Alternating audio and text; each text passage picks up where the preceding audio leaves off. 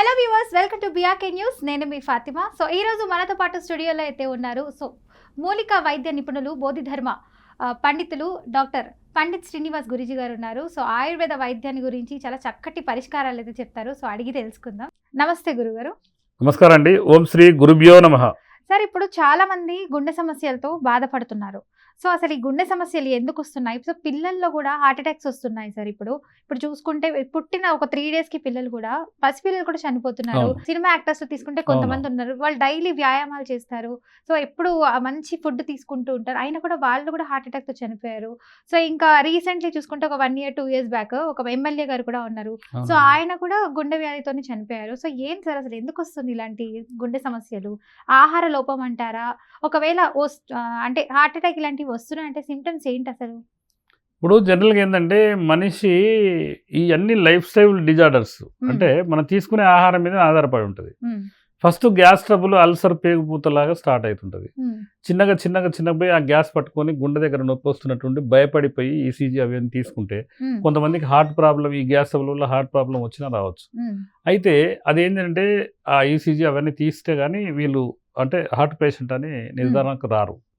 అయితే వాస్తవంగా ఏంటంటే మనం చేయాల్సినది ఏంటంటే, నేను చాలా మందికి ఆర్థికంగా ఉన్న వాళ్ళకు ఏం చెప్తా అంటే ఒక 4 ఆవులని, దేశీ ఆవులను పోషించాలని చెప్తా. ఎందుకంటే దేశీ ఆవుల వల్ల లాభం రావట్లేదన్న ఉద్దేశంతో ఈరోజు మొత్తం కోతకు పంపిస్తున్నారు.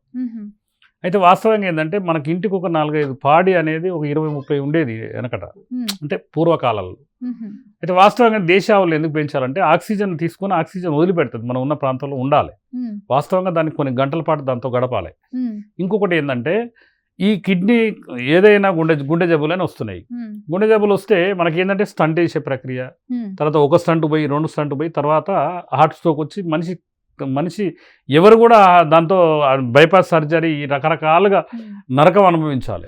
నిన్న మాట్లాడిన పర్సన్ ఈరోజు మార్నింగ్ మాట్లాడరా అంటే ఇంకా రాత్రి కనపడే వ్యక్తి ఉదయం కనబడతలేడు. అయితే దీనికి ఒక చక్కటి పరిష్కారం ఏంటంటే ఆవు నెయ్యి మనకేంటంటే ఆవులను ఎందుకు పోషించాలనేది, నేను 100 ఆవులు అంటే నా బంధువులు కానీ ఎవరైనా నా స్నేహితులు కానీ వచ్చి నీకు పిచ్చిలేసింది, ఏం పిచ్చిరా బాబు 4-5 సాదుకోవాలంటారు. కానీ మా గురువు అనేది అంటే కొన్ని మన ఓపుకున్న ఆవులు దాదాలని దాన్ని పెంచుతున్నాం. అయితే ఆవుల ఇంట్లో ఎందుకు పెంచాలంటే ఏ ఒక్క వ్యక్తి వాళ్ళ కుటుంబం గుండె జబ్బులతో రాదు. దాని ఫార్ములా చెప్తా మీకు. ఆవుని, స్వచ్ఛమైన ఆవుని మీరు ఎక్కడ కొన్నా కూడా ఈ భారతదేశం అంతా కల్తీ.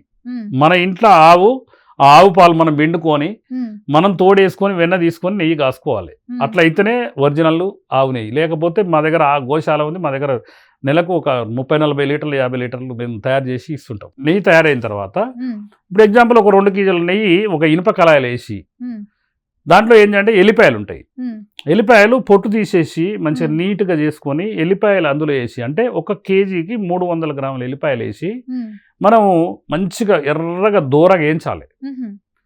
వేయించితే 1 కేజీ ఉన్న ఆవుని 600 గ్రాములకు వస్తుంది. 300 గ్రాములు ఈ ఎల్లిపాయలు వేస్తాం. ఎల్లిపాయలు వేసి బాగా వేయించుకొని గినక ఒక గాజు బాటిల్లో ఉంచుకొని ఉదయం బ్రౌన్గా వస్తుంది. బ్రౌన్గా వచ్చిన తర్వాత దింపుకొని ఏదన్నా ఈ ఎల్లిపాయలతో సహా ఆ నెయ్యిని గినక ఒక గాజు బాటిల్లో కానీ ఒక స్టీల్ కంటైనర్లు కానీ నింపుకొని ఉంచుకొని ఉదయం టిఫిన్ చేసేటప్పుడు 2 చెంచాలు వేసుకొని ఒక 2 ఎల్లిపాయలు వేసుకొని, మధ్యాహ్నం భోజనం ఒక 2 చెంచాలు నెయ్యి వేసుకొని ఒక 2 ఎల్లిపాయలు వేసుకొని తింటే జీవితంలో ఎలాంటి హార్ట్ స్ట్రోక్ రాదు. గుండెని మనం ఈ స్కూటర్స్ అవి ఇవి గినక మనం ఒరాయిలింగ్ చేసి కడుగుతారు కదా, దానికి ఆ పెట్రోల్ కండెన్సర్ కింద ఎట్లా కడుగుతారో దానికి ఆ విధంగా గుండె తయారవుతుంది. ఇంకొకటి ఏంటంటే ఈ కాలంలో అదొకటి దివ్య ఔషధం. అది ఓన్లీ ఎక్కడైనా మీరు ఆవు పాలు తెచ్చుకొని ఎవరైనా ఆవులు ఉంటే ఇంట్లో తెచ్చుకొని తోడు పెట్టుకొని చేసుకుంటేనే. బయట ఏంటంటే 4,000 నుంచి ఈరోజు 6,000కు పోయింది అది కేజీ. దాంట్లో ఏం చేస్తున్నారంటే దాంట్లో కూడా కల్తీ రాయిలు బయలుదేరారు అంతా. ఇప్పుడు దాంట్లో ఏం చేస్తున్నారంటే బర్రె నెయ్యో లేకపోతే ఇంకో నెయ్యో లేకపోతే నెదర్లాండ్ నుంచి మనకు నెయ్యి దిగుమతి అవుతుంటది. ఇప్పుడు చాలా మంది బర్రె పాలు యూస్ చేస్తూ ఉంటారు. సో బర్రె నెయ్యి మంచిది, కానీ ఆవు నెయ్యి మా గురువులు చెప్పింది ఏంటంటే ఆవు నెయ్యి ఎక్సలెంట్ క్షేత్రమైనది. అంటే మనకి ఏంటంటే అది ఏంటంటే ఒరిజినల్ ప్యూర్ అనమాట. ఇక బర్రెపాయలు అది ఇది అని శాస్త్రాలు లేదు, ఇవన్నీ గ్రంథాలలో పొందుపరిచినాయి. నేను చెప్పండి కాదు, పండిట్ శ్రీనివాస్ గురూజీ మాట్లాడుతుంటే ఆయుర్వేద పుస్తకం మాట్లాడుతుందని అనుకోవాలి ప్రేక్షకులు. నేను ఏంటంటే నిత్య విద్యార్థి. నేను అనునిత్యం మనకు ఎడ్యుకేషన్ చదువుకోవడమే. ఇంకొకటి ఏంటంటే గసగసాలు అని ఉంటాయి. అవును సార్. గసగసాలు మనం కూరల గిరలో వేస్తుంటాము. గసగసాలను ఏం చేయాలంటే ఒక 2 కేజీల గసగసాలు కొని ఆయిల్ పట్టించుకోవాలి. లేకపోతే చిన్న చిన్న మిషన్లు గసగసాలు ఆయిల్ వెళ్తుంది అట్లా అనమాట. దాన్ని పప్పి ఆయిల్ అంటారు. పప్పి ఆయిల్ ఇప్పుడు కాదు, అనేక గ్రంథాలలో పొందుపరిచింది. మా దగ్గర ఏం చేస్తుంటే ఉదయం 5 చుక్కలు సాయంత్రం 1 చుక్కలు డ్రాపర్ లాంగ్ వేసి ఉదయం 1 టీ గ్లాసులు 5 చుక్కలు వేసుకొని, అది కూడా చల్లటి నీళ్ళే, పేస్ట్ లాగా వస్తుంది కానీ ఆయిల్ వస్తుంది. ఆయిల్ అనేక రకాలు వస్తుంది. మీకు చాలా అద్భుతాలు వింటారు నేను మాట్లాడుతుంటే. గసగసాల ఆయిల్ కనుక తీసి ఒక చిన్న డ్రాపర్లో కదా వేసుకొని ఒక 5 చుక్కలు ఉదయం 5 చుక్కలు సాయంత్రం వేసుకొని, ఈ ఆవు నెయ్యి ఉదయం 2 చెంచాలు సాయంత్రం ఒక 2 చెంచాలు.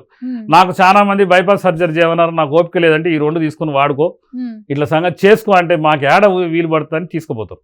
తీసుకుపోయిన తర్వాత ఒక 15 రోజుల తర్వాత నేను ఒకటో ఫ్లోర్ ఎక్కిన, 2 నెలల తర్వాత నేను 3 కిలోమీటర్లు వాకింగ్ పోయినా. ఇట్లా అన్నోళ్ళు టెస్టిమోనీస్ మన దగ్గర చాలా ఉన్నాయి. ఏంటంటే నేను ఆవు ఒక పవిత్రమైన జంతువు, లేకపోతే 33 కోట్ల దేవతలు ఇవన్నీ పక్కకు పెడితే, ఈ కుల మతాలు పక్కకు పెడితే నేను ఒకటే చెప్తున్నా, ఈ దేశంలో ఎన్నో ఉన్నాయి, కానీ ఆవు ఒక్కటే ఆక్సిజన్ తీసుకొని ఆక్సిజన్ వదులుతుంది. మీకు ఇంకొకటి ఏంటంటే నా గోశాల ఉంది. ఆ చిన్న చిన్న పిల్లలు పెద్దగా అవుతుంటాయి కదా, మనం కనుక ఎంటర్ కాగానే అవి దగ్గర పిలుస్తుంటది, అక్కడి నుంచి పోతుంటే అంబా అంటుంటది, అంటే నువ్వు పోకని. అది జీవన విధానాన్ని నేర్పుతుంది మనకు ఆవు. అట ఓనర్ అంటే 11 రోజులు గుర్తుపడుతుందట, అది పుట్టిన 11 రోజుకే. కాబట్టి ఏంటంటే ఆవులతో గడపాలే. ఈ నెయ్యితో ఈ విధంగా ఎల్లిపాయల్ని కనుక చేసుకొని, ఈ గసగస ఆయిల్ని కనుక చేసుకుంటే ఏ గుండె జబ్బు రాకుండా మనం కాపాడుకోవచ్చు. ఏ స్టంట్ అవసరం లేదు, ఏ బైపాస్ సర్జరీ అవసరం లేదు. మన ఎన్నో గ్రంథాలలో పొందుపరిచిన విజ్ఞానం ఇది. దాన్ని పట్టించుకోక ఆయుర్వేద డాక్టర్ ఎవడన్నా కొద్దిగా డెవలప్ కాగానే వాడు లంగా దొంగ అని ఎవడో ఒకడు వాడిని రకరకాలుగా వాడు తాగుతాడు, వాడు తింటాడు, వాడు ఇట్ట చేస్తాడు అట్ట చేస్తాడు, వాని మీద మైనస్లు చేయడం. ఇప్పుడు ఎంతో మంది ఏంటంటే మనము ఏంటంటే జ్ఞానాన్ని పెంచుకుంటున్నాం, కానీ జ్ఞానాన్ని పెంచుకొని జీర్ణించుకోలేక మనం ఏం చేస్తున్నాం అంటే మన శాస్త్రాన్ని మొత్తము కప్పిపురుస్తున్నాం, దాని తప్పుని వెలికి తీస్తున్నాం, మంచితనాన్ని గుర్తిస్తలేము. బొట్టు ఎందుకు పెడతారమ్మా ఎందుకంటే బొట్టు ఇక్కడ పంచనాడులు అని ఉంటుంది.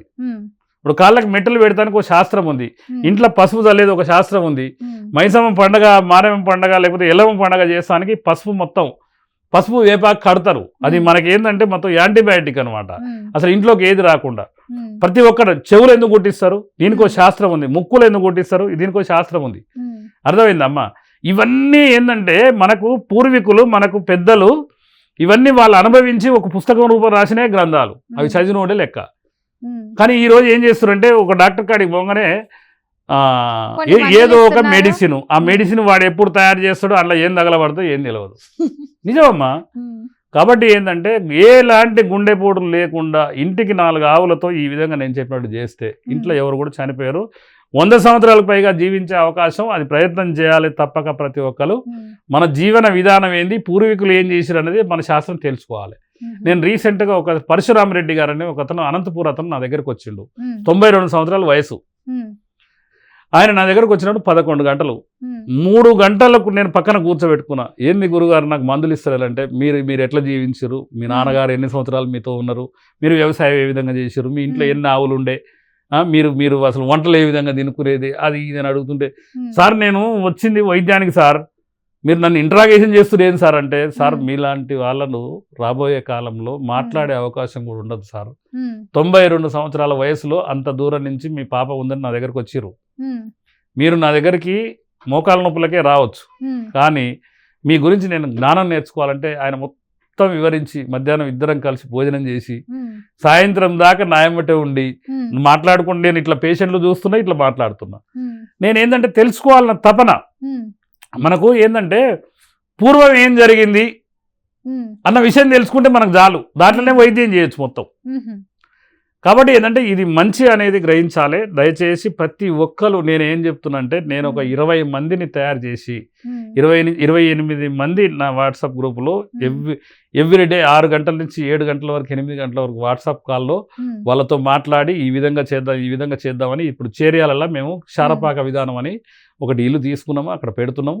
సిద్దిపేట చేర్యాల, అట్లాంటిది అడిగొప్పలు అని ఒక గుంటూరు డిస్టిక్, విజయవాడ దగ్గర ఒక ఊరు, కొత్తగూడెం దగ్గర ఒకటి. ఎవరైనా కూడా నేను నిరుద్యోగిని, లేకపోతే నేను ఆరోగ్య సేవ చేస్తా, నేను ఒక రిటైర్డ్ ఎంప్లాయీని, నేను సేవ చేస్తా అన్న వాళ్ళకు మొత్తం ఇదే విధంగా ఒక ఇల్లు తీసుకోవడం 3-4 వేలు విలేజ్లల్లో.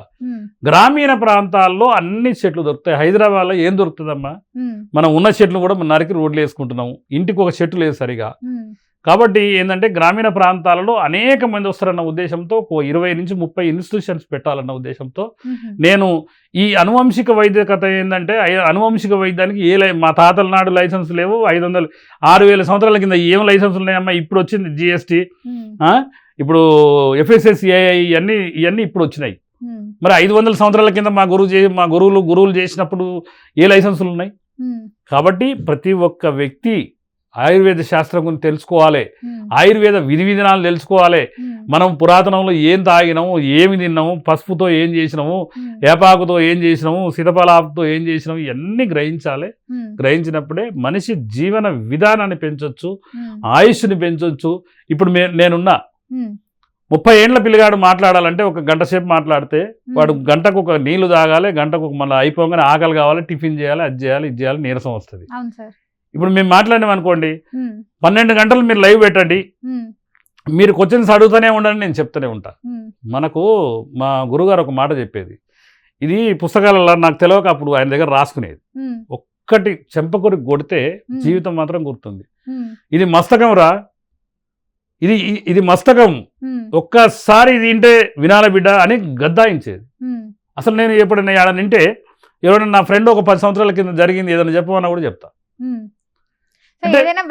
మన విధి విధానాలు, మనం ఏమి చేస్తున్నాం, మనం ఏకాగ్రత అనేది ఎప్పుడు 24 గంటల వ్యాపారం కోసం, 24 గంటల డబ్బు కోసం ఉండొద్దు.